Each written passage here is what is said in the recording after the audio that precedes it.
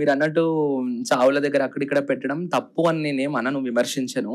But then అంటే భగవద్గీతలో చెప్పినటువంటి అదైతే అంటే మనోళ్ళు ఏంటంటే మొత్తం సారం తీసుకోకుండా ఏదేదో అంటే పుట్టినటువంటి వాడు మరణించక తప్పదు, మరణించినటువంటి వాడు పుట్టక తప్పదు, అదైతే సెంటెన్స్ ఏదైతే ఉందో అదే ఒక బేస్ లైన్ లాగా క్రియేట్ చేసేసుకొని అది ఓన్లీ ఆ సిచ్యువేషన్స్ లో ప్లే చేసేసి ఇంకా అంటే భగవద్గీత అంటే ఇంక అప్పుడే ప్లే చేస్తారు అన్న ఒక సీన్ ని క్రియేట్ చేసేసారు. కానీ అట్లా కాదు.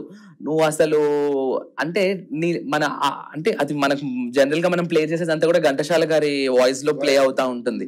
అంటే అప్పుడు వాళ్ళు అలా రికార్డింగ్ చేసి అలా ప్లే అవుతున్న ఇది ట్యూన్ అదంతా, కానీ జనరల్ గా అప్పుడు అలానే ఆ సిచ్యువేషన్స్ లోనే ప్లే చేయాలి అనేది ఏం లేదు అక్కడ. అంటే దాంట్లో భగవద్గీతలో చెప్పినటువంటి ముఖ్య సారాంశం ఏదైతే ఉంటుందో అంటే అది మనకు మనిషికి ధైర్యాన్ని ఇస్తుంది. అంటే ఇట్స్ లైక్ మన ఆత్మ అన్నది నశించదు, శరీరం ఒక్కటే నశిస్తుంది అని చెప్పినటువంటి ఒక బేస్ లైన్ భగవద్గీతలో స్వామి చెప్పాడు. సో అది మనం తెలుసుకుంటే ఈ యొక్క సమౌశత్రౌచ మిత్రేచ తదా మానాపమానయో శీతోష్ణ సమదుఃఖేషు సమస్తంగ వివర్జిత అని అన్నిటిని ఈక్వల్ గా చూడడం మనం నేర్చుకుంటాం. అంటే దుఃఖాన్ని ఆ టైంలో చాలా మంది కృంగిపోతారు, డిప్రెషన్స్ కి వెళ్ళిపోతారు. అంటే ఆ టైంలో కూడా భగవద్గీత హెల్ప్ తీసుకొని మనము మనల్ని ఉద్ధరించుకోవచ్చు. ఉద్ధరేదాత్మనాత్మానం ఆత్మానం అవసాధయేత్ అని మళ్ళీ భగవద్గీతలోనే స్వామి చెప్పాడు. అంటే ఆ సిచ్యుయేషన్స్ లో భగవద్గీత వింటే మనకు ఒక ధైర్యం వస్తుందన్న ఇంటెన్షన్ తో ప్లే చేస్తారు. అంటే మనము అన్నిటిని ఈక్వల్ గా సమంగా తీసుకోవాలి. సో దుఃఖం అన్నది ఎందుకు దుఃఖిస్తున్నావు, అంటే చనిపోయిన వాళ్ళు మళ్ళీ పుడతారు, పుట్టినటువంటి వాళ్ళు మళ్ళీ చనిపోతారు, ఇది అంతా ఒక జీవన చక్రము. సో వాళ్ళతో నీకున్నటువంటి అనుబంధం అన్నది ట్రాన్సియంట్ అని చెప్పి అది ఎట్లా అంటే అది ఒక వైరాగ్య స్థితిని తెలియజేసేటువంటి సిచ్యువేషన్.